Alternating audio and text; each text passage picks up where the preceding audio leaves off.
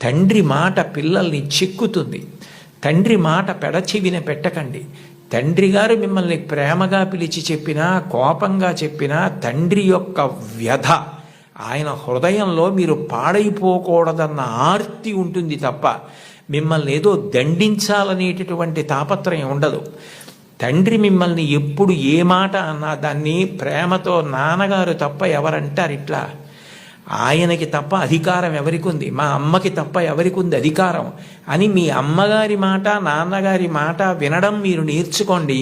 మీకు తెలియకుండానే మీకు నైతిక విలువలు చాలా అలవాటు అవుతాయి. ఎందుకంటే మీరు పాడయ్యే మాటలు, మీరు పాటించకూడని మాటలు మీ తల్లిదండ్రులు మీకు ఎప్పుడూ చెప్పరు.